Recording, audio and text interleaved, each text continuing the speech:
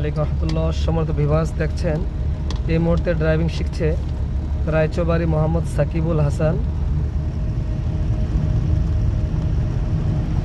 রায়চৌ গ্রামের মোহাম্মদ সাকিব এই মুহূর্তে ড্রাইভিং শিখছে।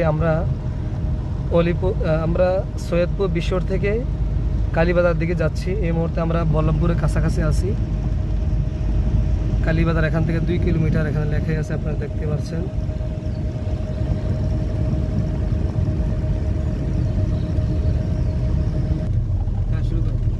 এক মিনিট।